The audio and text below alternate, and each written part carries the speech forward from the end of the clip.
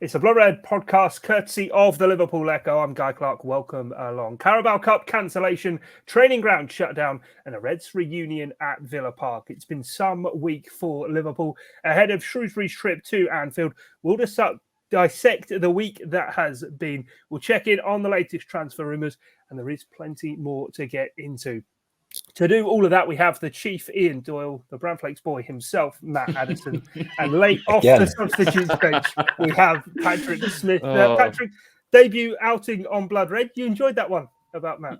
Oh, Brownflakes boy, that's going to be his new name. Yeah, I'm surprisingly not made my Blood Red debut yet, but I'm very happy to be here, Guy. Yeah. Good to have you on board. Doyley, I had a bit of a mouthful there trying to get through the week that it has been for Liverpool. Started with a game of the season contender against Chelsea. The midweek game was cancelled with Arsenal, and the training ground now back open. It's off the pitch. Been some week. Yeah, I'd forgotten that Chelsea game was this week, wasn't it? Seems like forever ago. But yeah, it's been an interesting week. As we know, Liverpool was, as we kind of feared might happen, there'd be more coronavirus cases, but obviously a lot more than anybody had anticipated. And Liverpool had to first close down the training ground for a couple of days.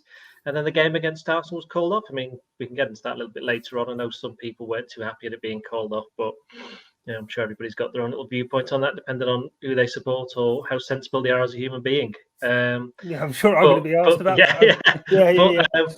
But yeah, it's we still don't know. To be honest, we still don't know which players it's affected. We'll only really know, I suspect, once we see, if we get a chance to see who's trained on Friday. We know that Liverpool have gone back in training today. Those players that remain, and for the game at the weekend, I think we're fully expecting it to be a mix of senior players and basically kids. You know, it could even be some debuts, whether it's on the bench or from the bench, I should say, because you're allowed 5 substitutes in the FA Cup. I checked that, and there's no replays. So, yeah, what was always going to be a busy week for Liverpool has become became an even more stranger week than anybody might have expected. But you just look at the case tomorrow. The press conference is happening on Saturday. There's no Pep Linders. He's tested positive. Jurgen Klopp, I think he's not out of isolation until Sunday. There is a chance he could be on the touchline for the game against Shrewsbury. But it's Peter Krawietz who's going to be doing the press conference. It's a good chance for most people to discover what he sounds like. Is it Shrewsbury or Shrewsbury? What have I been saying? I don't know. Does it matter? No, Shrewsbury. You know, it's like, is it plant, or what would you say? Plant. There you go. So there we go. You need to ask Eden Hazard what it is. Yeah, right, brilliant. Matt, in terms of the week then that has been for Liverpool, and with that game in midweek having been cancelled, I suppose, as Doyley said there, it looked like it was going to be a real busy week. Obviously, the 2 Carabao Cup legs to come within sort of the week and the Shrewsbury game between them. Obviously, that's now a week further back, but I suppose it's just kind of kicking the can further down the road. There is going to be these fixtures that have to be rearranged, of course, still including the Leeds Boxing Day game. Yeah, and that was the bizarre thing, really, about sort of Arsenal fans being unhappy about it not happening. The suggestion that Liverpool were trying to delay the game, which was obviously nonsense because, I mean, it was always nonsense. But the case is now that Salah and Mane will not be there for the second leg anyway, so it would make no sense for that to be the case. So, yeah, like you say, it's just sort of kicked it back. It's postponed that busy schedule. We know that there's not that many free weeks within the rest of the time before the end of this season. Even when that Leeds game was postponed, we were kind of looking at it and saying, well, there's probably only 1 or 2 places that it can go, because normally in a Champions League week you're not meant to play Premier League games. There's certain things that there are regulations around that. So it's one of those where I think Liverpool probably would have preferred just to have played it, got it out of the way, got on with it. The fact now is that they've obviously surrendered the Anfield home advantage. Obviously, it's a 2-leg, but it's always quite nice to have that second. They're going to have that first now. So I think it was probably the only decision that they could have come to be honest, with the Arsenal game. Obviously, the fact that the training ground had closed down, the lack of options that Liverpool have, it was the only possible thing. And I'm sure Arsenal fans will look, if the game goes ahead on Sunday, as we expect it will, then I'm sure there'll be, a few more questions. But the reality is that was the only possible option. Liverpool did what they had to do. The health concerns around it seem to have taken a bit of a back seat almost this week in some people's eyes. But yeah, it was the only possible choice. And Liverpool just have to face the fixture congestion over the next month or so, and it won't be any easier. There are still players out, there's still injuries, there's still people at AFCON, but ultimately Liverpool will fancy themselves to beat Arsenal, I would have said. Yeah, what did you make, Patrick, of all the noise around that Arsenal game being, first of all, up in the air, but immediately rearranged for just the following week? Well, I think the main thing that a lot of the Arsenal fans and fans of other clubs that have sort of jumped on the bandwagon are forgetting is that you have an isolation period that comes to an end. And that could come to an end this Sunday for many players. I think Addison and Firmino should be back, as well as Joel Matip. Was it back from their isolation periods? Maybe Klopp will be back. Who knows yet? But yeah, I think it's quite exciting, actually. It's like having another, second team to support all these Liverpool teams in the Cups. We don't know who's going to play. We've got absolutely no idea what youngsters combined with some seniors are going to be featuring, which I think is actually quite an exciting prospect. The Cup tie against, let's say, Shrewsbury, we should be winning that, but who knows what the team's going to be like. And then as for the Arsenal games, would we go full strength if possible? Probably not anyway. So I don't think the team will be changing that much. But yeah, I don't think surrendering the home advantage for the second leg will put us at too much of a disadvantage anyway on that. Well, Doyle, there was me and all the other Gooners thinking that it was Liverpool running scared of a team they'd whooped 4-0 only a few weeks ago. Well, I'm going to ask you that question then. I mean, what do you make of people who were saying that? I thought initially it was convenient for Liverpool maybe to postpone the game. Obviously, that goes without kind of playing down the virus itself and the severity of it that it's had. But I did think at that time it was immediately after getting through to the semi-finals, Jurgen Klopp immediately said it would be far more beneficial to play a one-legged tie. And I thought that was kind of where he and Liverpool were trying to position and force the hand of the EFL once the tournament's actually started, to then perhaps try and get them to change their mind and have it as one leg. But obviously, the fact they have been able to, the following week, just flip the ties, as it were, the first leg be at Anfield and the following week, the second leg can be played. I think it obviously means that the competition will continue to be played out as it should have been, and allows obviously those who were suffering with coronavirus or who are suffering with COVID the chance to obviously be in their self-isolation and hopefully be fit and able to play. And at the end of the day, I think no matter who you're a fan of, you want to try and see two of the best teams. It wasn't really something I was wanting to see Liverpool have to field a team of under 18s like we saw with Aston Villa in the FA Cup last year against Liverpool, because no one's really a winner. It's not a spectacle. It's not a decent game at all. But if they hadn't been able to find the room in the calendar, I think it would have had to have been, the precedent had been set earlier on of Leyton Orient and Spurs last season, that a 3-0 first leg forfeit would have had to be put in place, and Liverpool maybe tried to turn that round at Anfield, which they've obviously done that against a far better side than Arsenal in the past. The not too distant past of 4-0 win at Anfield that maybe they could well have done. But that's my take on it. But it's found a happy resolution. The rule stated, didn't they, that it doesn't apply in the semi-finals and the later rounds. So there's always time to play the games, because look at the gap in between the. Yeah, I think it was the fourth round. I think that was the crucial thing, wasn't it? The quarterfinals was a massive gap. Yeah, but that was the thing, wasn't it? Last year with the early rounds of the competition, they were literally played week after week after week. So, and that's what I mean, is the fact that there was the gap in the calendar to find it, and the fact that it's only the following week. So it's not as though there's going to be one leg played in a 3-week break and Liverpool maybe have a completely different squad for the second semi-final. I think to begin with, I think there's a lot of noise made around it. I think my initial concern, obviously, with the team I support was the fact that those comments straight after getting into the semi-final of this should be a one-legged semi-final. But he did say we could play it at Arsenal. So even if that game had been they would have moved it from Anfield to Arsenal. I get that. Would have had a better chance to lose by a low scoreline. Yeah, exactly. But you can't change your competition rules once the competition started, can you? Because no, you can't. Which is why that game was never, ever, ever going to get called off or forfeited. So you're right. Exactly.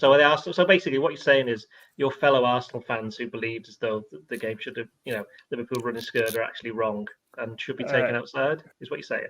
Yeah, I think a few got far too carried away, but no, I'm just glad that there will be two legs. Matt, you clearly want to jump into for no, I was just going to say, I mean, quite obviously, I think that the Arsenal fans were wrong to think that, and as Doyle says, the competition rules are the competition rules. But the really odd thing for me was fans of other teams who are not Liverpool or Arsenal fans jumping onto it. I saw, Leeds Do you think fans. that's odd? Do you think that's odd? Well, that's not odd at all. That just happens all the time. That happens on every That happens subject, all the doesn't time. it? Irrational, the shall we one say. set of fans, the one set of fans who should not have said anything or probably didn't say anything were Newcastle. They were just probably sitting around going, "Oh yeah, let's just fine, do what you want, yeah." Yeah, no, I see quite a few Leeds fans and fans of other clubs who've had games called off themselves because of COVID outbreaks having a go at Liverpool, and I just thought that was slightly strange behaviour. But yeah, like you say, maybe Twitter is the place for that sort of thing. I think they're just waiting for the next thing to feed off, aren't they? After they were accusing Klopp of cancelling Christmas and ruining the English traditions. Yeah, well, that is exactly what he was trying to do, wasn't it? I mean, let's I'm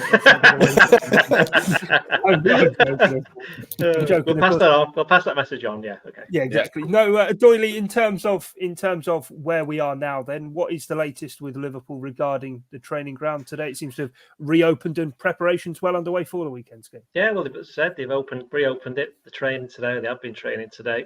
Whoever's available, they'll be training again tomorrow. They'll have the press conference tomorrow as normal, which I presume it's done from Kirby, so that'll be the same, obviously virtually over the Zoom application, as I like to call it. Yeah, that so it won't be in person. But the point is that Liverpool probably, as Matt said before, Liverpool just want to play the games.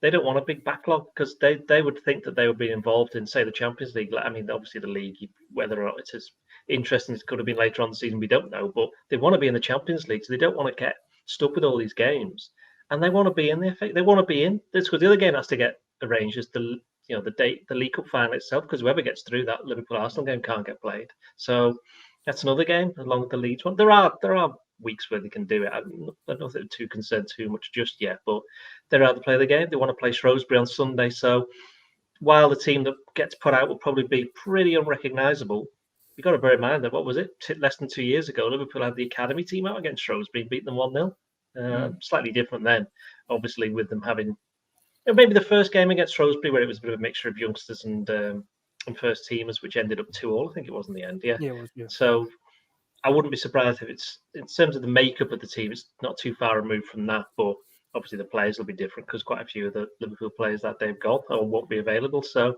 it will be interesting to see, but Shrewsbury were moaning a little bit, weren't they? You could tell that they were thinking, oh, this might not go ahead. But now they've got a great chance. They got a great chance of getting through. Yeah, and I mean, let's kind of go into it a bit more with that of what chance even Shrewsbury might have coming to Anfield, Matt. If it is kind of a patchwork team from Liverpool, even if they have to call on the young players, we were talking about this earlier on today. You keep an interest in all things with the academy. That certainly the under-18s, they're pretty much a month without a game themselves. Yeah, I think that the under-18s played about 2 or 3 weeks ago. The under-23s, their last game, I think, was the 3rd of December, off the top of my head. So they've not played a great deal of football. I know the academy teams play up until just before Christmas. Then they have sort of a week or 2 weeks off over Christmas and come back. So it will be a long time since they've played a game. As I said to you before, I think maybe it's less of an issue when you're that age. Maybe when you're 18, 19, it's not quite as difficult to get back into it as someone at the other end of their career it might be for them. But it's going to be interesting to see who is in there, who's not in there. Obviously, we have no idea in terms of the COVID cases. Hopefully, we get to see some training pictures at some point so we can try and work that out. But it's going to be really fascinating. And I think Shrewsbury will think that they've got a chance. Obviously, if Liverpool have to make loads of changes and it's different and obviously all of the usual caveats of it being a youth team playing, I think Shrewsbury will turn up and think they have a chance. But at the same time, I really do think that even with a mixture of 18s, 23s, and maybe the odd first team player, I think Liverpool will have a really good go at having a good go at beating them and going through. I think that the crowd will be up for it. You saw with Liverpool against Leicester, I think that was one of the better atmospheres this season. It was kind of a bit of a changed up team. It was backs against the wall for certain periods. It was, up against a Leicester team who obviously have a lot more quality than Shrewsbury, but again, turned up and maybe fancied their chances a little bit. I think there will be a kind of large proportion of the Anfield crowd really up for it. It's a cup tie. You can go for it. it's not the most important thing in the world, but I do think there'll be a decent atmosphere and Liverpool will have a decent go at it. So as much as Shrewsbury probably fancy themselves, even with a few changes, I still would imagine that the Anfield crowd would get behind Liverpool and make them have a really good go at getting through. Yeah, you alluded to it before, Patrick, of kind of opportunity sometimes to see a few youngsters and them really excel. And even before the Shrewsbury game a couple of years ago, the Everton game at Anfield, so many youngsters playing within that one. And Curtis Jones, for one, was kind of the guy who stood out, wasn't he? But so many of the young players in that game. Well, exactly. The team often dubbed the Baby Reds, they're called out, and the crowd get right behind them. It's just really exciting to see these players that, often you've never heard of, suddenly coming to Anfield in front of 45,000, playing their absolute heart out. So, yeah, it's a really exciting prospect. And, I've mentioned it before as well. I think the fact that we don't know who's got COVID, we don't know who the young players are in some cases, and it's a bit disrespectful to say, but, a lot of them haven't even played for the first team. It is really exciting to see. And Shrewsbury obviously will be bang up for it. I think they're having a bit of a, mid-table season in League One. They're going to try and get a famous cup tie win at Anfield. So, yeah, I'm expecting a very exciting one. Yeah, how serious this season do you think, Doyle, that Liverpool should be taking the FA Cup? It's not something they've excelled in under Jurgen Klopp, but I suppose feeding off the back of what we spoke about last Friday, I think it was on the pod, that Liverpool haven't won maybe as many titles as they would have wanted to. I mean, you could even, I suppose, throw in the League Cup a couple of years ago when they had to play the youngsters at Aston Villa. They'd kind of obviously got through to the quarter-final stage of that and then actual success in another tournament that stopped them going any further. But the FA Cup has always been one that Liverpool under Klopp haven't quite been able to get too far in. No, I think they got the fifth round once. Fifth round could be against Chelsea. That was when they went out to Chelsea. Did they go out in the fifth round to Wolves as well? Was that a fourth round game? That was a fourth round. They got beat by West Ham in the fourth round. They got beat by Wolves in the fourth round, Wolves in the third round, Chelsea and United in the fourth round. Yeah. So they've had some iffy draws. This isn't one of those, to be fair.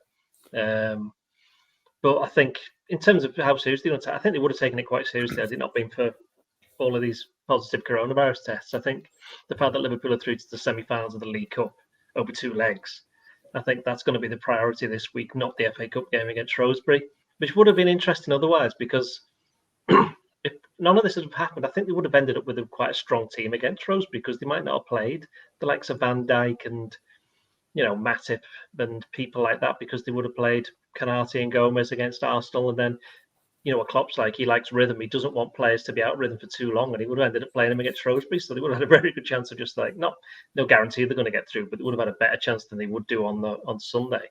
So I think they would have taken it seriously. I think it's definitely below the League Cup list of priorities, has to be, simply because of there's the one of 64 teams left in it, whereas in the League Cup, the one of 4, or technically 3 if you say Tottenham are out, because they're going to do well to turn over that first leg against Chelsea if they keep on scoring for Chelsea.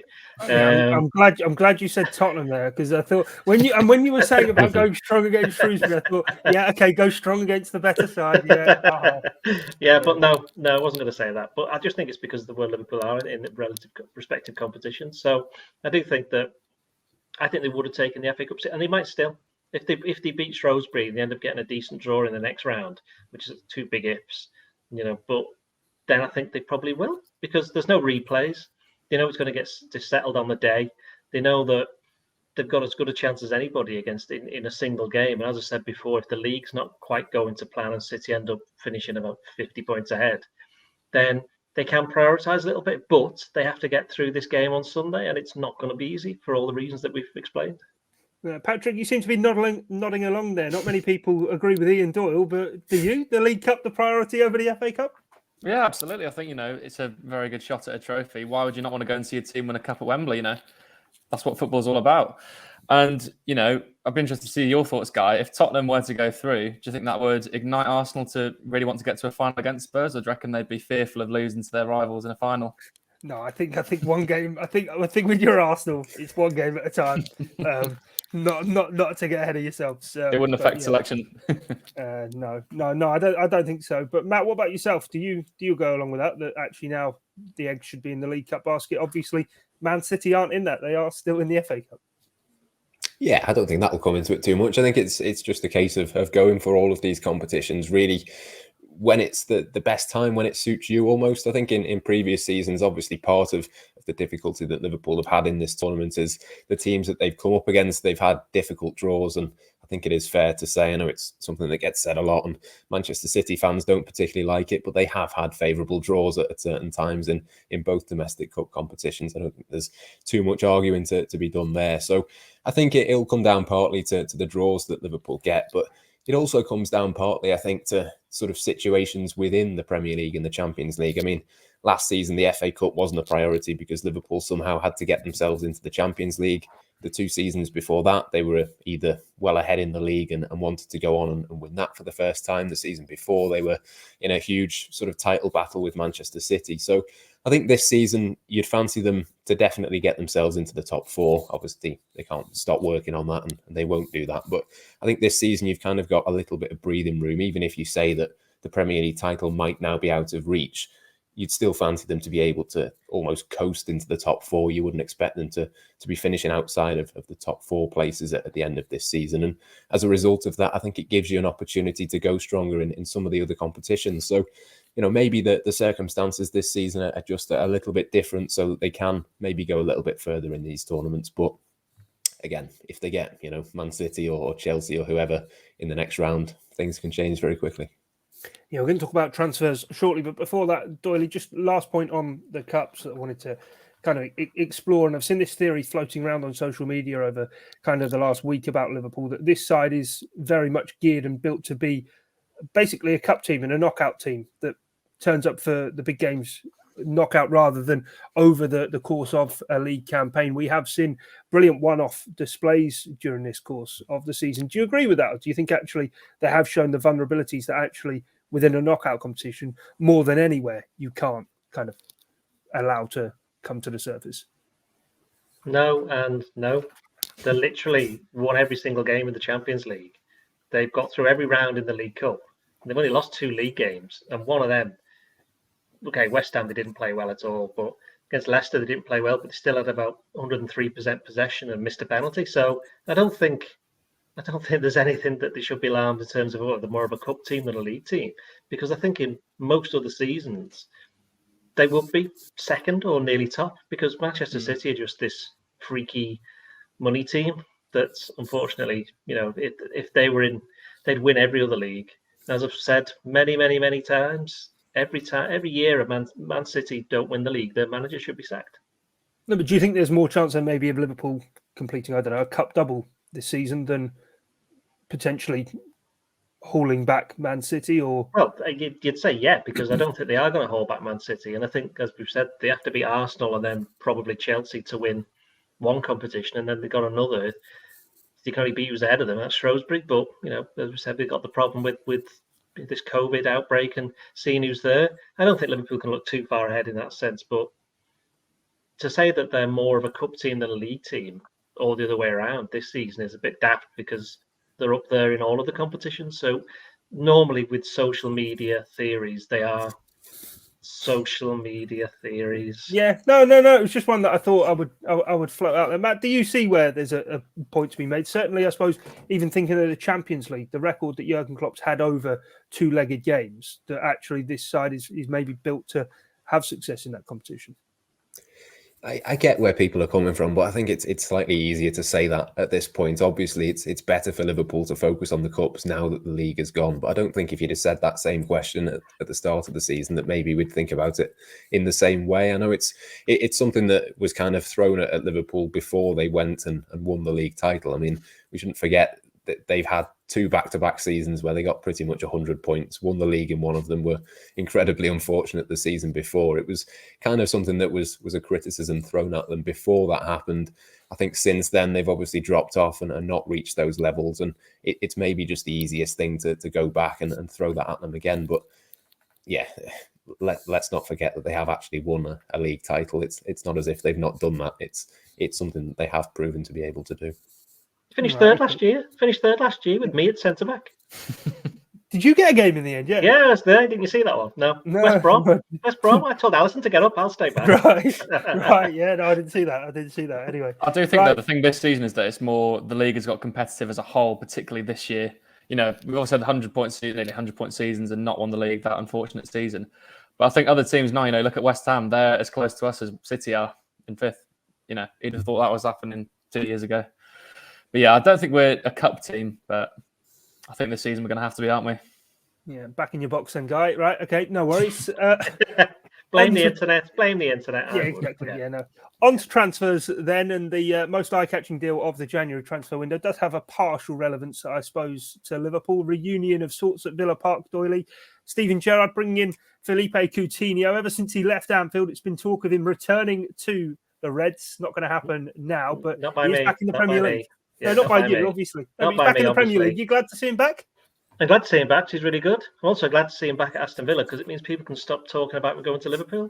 He left 4 years ago. You know, people said, "Oh, but I saw someone say something like, oh, Coutinho's a reminder of the glory days." Since he left, Liverpool won the league, won the Champions League, and won 2 of the trophies, and got to a Champions League final and got 100-odd points and 97 points and didn't win the league. It's like, honestly, what is wrong with people sometimes? I mean, and then there's other people who say, "Oh, well, Coutinho, he went away and he didn't do anything." He won loads of trophies. He won the Champions League. He won the Bundesliga, I think. He certainly won the league. He scored in a Copa del Rey final. So it's like, while he's possibly not been as important, and he's certainly not played the games that he had when he was at Liverpool, it's hardly like his career's been an absolute failure since he left.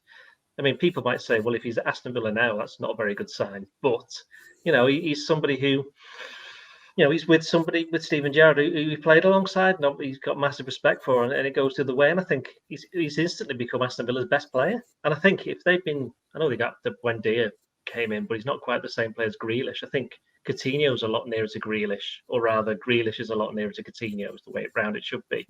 And I think if they get him up fit and running, I think he'll be good. And then obviously Barcelona wanted Rit because they needed the space and the money and the wage to get Ferran Torres, which is how they were able to buy him from Man City, which I was reading about the other day. It's very convoluted and confusing, but who knew that Barcelona would find a way around these things, apart from everybody? Yeah. They're now trying to recontract all sorts of players, aren't they, to stretch out their wages over years and years and years. But anyway, let's move on. Patrick, in terms of Coutinho coming back, then would you have liked to have seen him come back to Anfield, or do you think that very much now, 4 years on, as Dory says, time has very much passed? Because for a long time, there was a clamour to bring him back. It's a very difficult question. I think he's had his time. I know that's unfair to say because he's won all these amazing trophies, but it's not the same Coutinho, let's be honest. But of course, it's only taken a few hours for Twitter to suddenly compare him to Jack Grealish, and the debates are roaring, who's better. I think Villa have actually got a pretty much Jack Grealish replacement if they can get him fit and firing, which I believe Gerrard can do. He seems like inspirational type. And it also just shows, the pull that Steven Gerrard's got as a manager already. He's managed to get Coutinho to Villa. That is, a massive, massive deal for that club. And I think other clubs as well be, 6 months' time, I think they might be a bit fuming. Look at Tottenham. They really need a creative player. Many other clubs in the Premier League and around Europe really need that creative player. And I think Coutinho can be that. But I don't think he would have come back to Liverpool. He wouldn't fit in the midfield, really. I can't see him fitting in the front three, especially, in his current physical state, because he's really not up to speed at all. But yeah, I think in Villa's sense, it's a good move. And I'd like to see him do well. He's a player that we loved watching and just puts a smile on your face, doesn't he? He's one of those players that doesn't necessarily get the amazing stats for goals and assists, but it's just an absolute joy to watch. Yeah, so focus, Matt, going to sharpen even more now then on Steven Gerrard at Villa Park, with, if it was possible, with Coutinho there, and I suppose seeing how he manages such a high-profile player as well. Yeah, I think it's a really exciting move actually for Villa, and I think it's really interesting as well that obviously Steven Gerrard being there, that the fact that they're linking up again, I think it's a sign really of the pull that Steven Gerrard has got. I've written something earlier today around that kind of thing, and I think it goes without saying that Coutinho wouldn't be at Villa Park if it wasn't for Steven Gerrard, and I think that's a big tick in terms of looking ahead. Obviously, it's far too early to be talking about sort of Gerrard at Liverpool, but that's kind of the inevitable end point, I think, for the two of them. And I think that's something that Steven Gerrard has got over some of the other candidates that we talk about. We know that obviously Jurgen Klopp has got a big pull in terms of bringing players to Liverpool. Whoever comes in after him is going to have that. And I think Pep Lijnders certainly hasn't got that same level. Even if you look at someone like a Nagelsmann or a Maurizio Pochettino or some of these sorts of names, I don't think they've necessarily got the same pull as someone like a Steven Gerrard has. And I think this is an example of that. Obviously, it's a really exciting one to keep an eye on. Really exciting player. It's a bit of a risk in terms of his fitness. He's had a lot of injuries. He's had a lot of troubles over the last couple of seasons. But for if you're an Aston Villa fan and you're looking at that, it's a really exciting thing. And I know they would have been reluctant to see the back of Dean Smith, but I think this is a real step forward for Steven Gerrard and what he can bring. And like I say, it's hugely exciting, I think, for the Premier League. And I think it can be exciting for Liverpool fans as well to see what can happen between Gerrard and Coutinho, because I think if he'd have gone to, I don't know, maybe a Tottenham or an Arsenal or someone like that, they're kind of close enough to Liverpool that you wouldn't want them to do well. Whereas I think, Coutinho, Gerrard, Aston Villa, we can wish them well, but they're not going to be anywhere near Liverpool. Arsenal close to Liverpool. Been a long time since I heard that one, Doyle. Anyway, in terms of Doyle, Liverpool's transfer business this month, I suppose a lot of the talk in the last kind of week has been primarily around outgoings and players linked with exits. Nico Williams, it seems, kind of looking, as in the summer, as kind of the Echo reported that Liverpool would consider offers for him, that he still wants to get regular first team minutes. And Nat Phillips and Divock Origi's names never too far away from the gossip columns. Nat Phillips, you can see that happening. I think Liverpool would allow him to go. Divock Origi, not convinced on that one. He's got 6 months left on his deal. Liverpool do have an option to trigger a clause, but he has to play a certain amount of games. Problem is, I don't think he's going to end up playing that amount of games. Don't know for sure on that one, but the fact that he's not played for a month and he hasn't started a Premier League game doesn't augur well. But Liverpool, they don't want to. Well, why would they let him go in January? Why would they let him go this month when this is the entire time when, if he's fit, which he may end up being fit, certainly.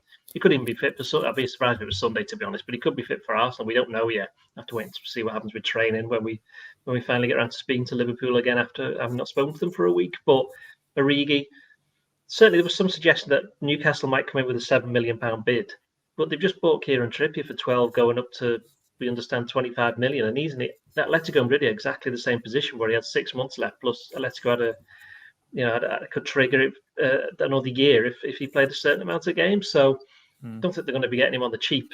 In terms of Nico Williams, I mean, that's an interesting one. If somebody comes in with a decent sized bid for him, probably towards the end of the transfer window, if it's going to happen, then I think Liverpool might be interested, I'd have thought, simply because the player might want to go. He wants to be playing football.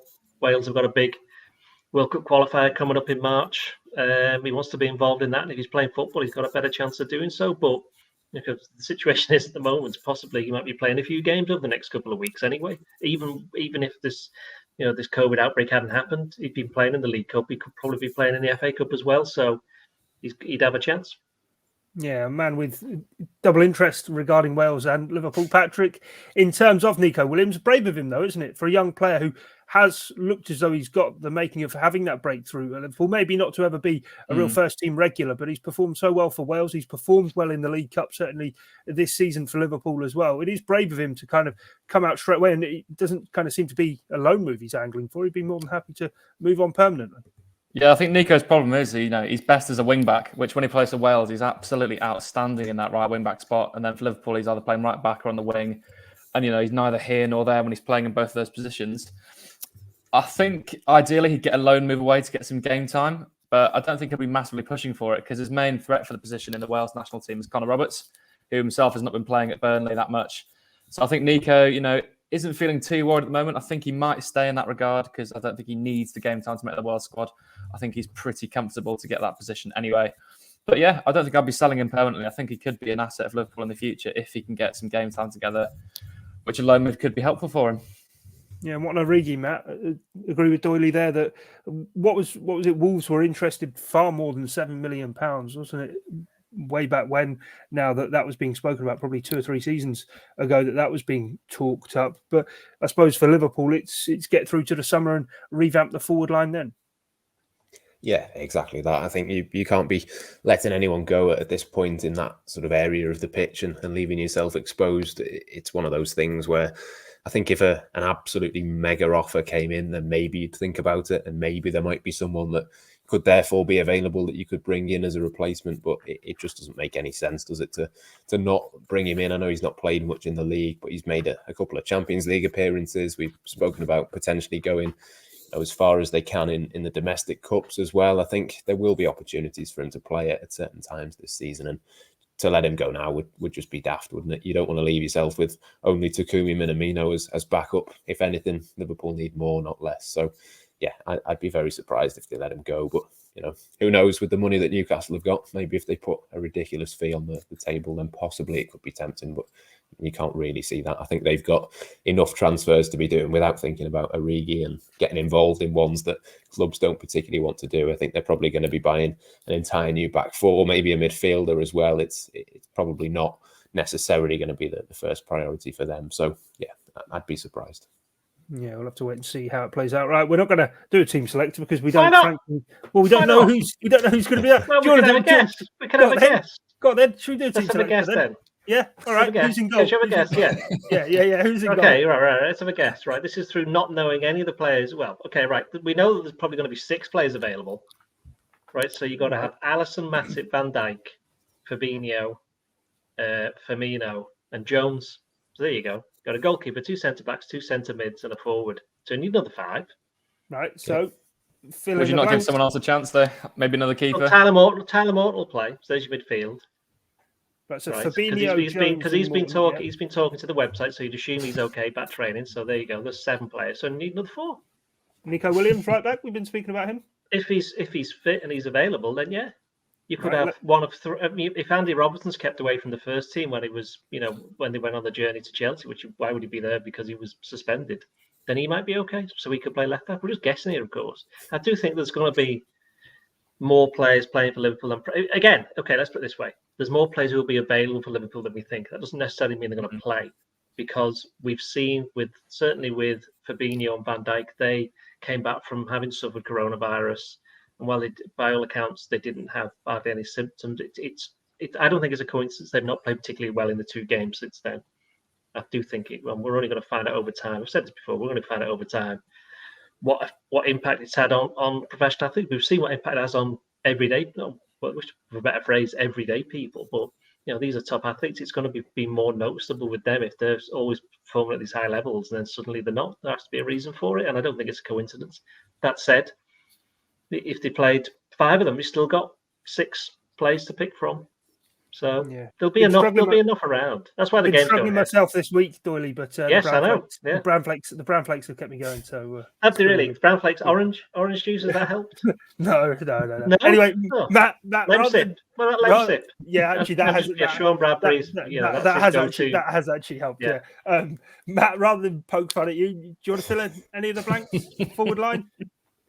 Yeah, I can have a go. I'd like to see Cade Gordon. I think we'll probably see Cade Gordon if, obviously COVID permitting. I think that's one that you'd see. I was slightly surprised that we didn't see him a couple of weeks ago against Leicester. I think that probably would have made more sense in hindsight than having Nico Williams there, to be honest. But let's go for him. He's one that you'd put in there.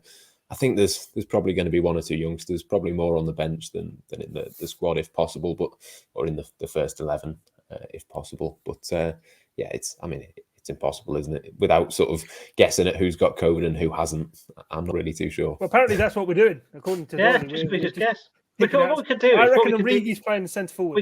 We could base it on the team that we wouldn't. Some players we wouldn't mind seeing, like Kay Gordon, like Owen Beck at left back. Players like that. Not happy with the disrespect to the Welsh Cafu here, though. Get Nico in. Right, he can play right back. I just don't want to see him. Nico back at left back. So there you go. Not want to see 2 Welsh wizards going down the wing. Yeah. Right. So have we got a team there? No. No. We're missing about 3 forwards. We're missing a forward, aren't we? We're missing a forward, aren't we? Yeah, we're missing a forward. Minamino, Cade Gordon. Yeah, Minamino. He's around. Jones on the left. Yeah. Yeah, Minamino was nearly back, wasn't he, before? So assuming he's not got COVID, then I don't think he's still injured. So it will be him, won't it? Right. So from that team of all stars we picked, then Doyley, what's your prediction for the game? What's the score going to be? I think they'll get beat. By Shrewsbury. I think they'll get beat. I said they get beat by Arsenal. I just think. Okay, let's put it this way. Would it be a shock if Shrewsbury won? Yes. Of course, it would be. They'd have won at Anfield, no matter which Liverpool team gets put out. But I don't think it would be a surprise, just through everything else that's gone on. I just think it's ready-made for a defeat for Liverpool, and we'd all know the reasons for it. Wow. Patrick? I'm not going to pretend like I'm a League One expert, but I've just had a Google of Shrewsbury. And in the last game, they beat Sheffield Wednesday 1-0. They're probably the most dangerous side in League One. So they're full of confidence. Their season's sort of going nowhere, so I think they'll be bang up for it. So I think we're in for a Baby Reds classic, definitely. You know, the youngsters coming through. I'm going to go 3-2 Liverpool. Belter of a game, last minute winner. Oh, got some extra insight there. Matt, what about yourself? I think Liverpool win. I think if they put out the team or something close to the team that we've just had a guess at there, it should be fairly comfortable, even sort of COVID permitting. So, I don't know, maybe 2-0. Michael Owen says that Liverpool win 5-0. I'm pretty sure that's not going to happen. Is that what he said? Yeah. Yeah. Did he post a photo of himself again? With the FA Cup. I won it. Yeah. To be fair, he did win it as well by himself. So you can let him have that. You can let him have that one. Let's not talk about that. And that aforementioned win over. Yeah, that was 2-1, wasn't it? Of course, yeah. Right, okay. Were you there? Yeah. Did you go? No, I wasn't. I was probably about 8. I don't know. Hang on a minute. How old were you, really? Exactly. Right. Anyway, that's all we've time for here on this edition of the Blood Red podcast. For myself, Guy Clarke, Ian Doyle, Patrick Smith, and Matt Addison. Thanks for your time and your company. It's bye for now.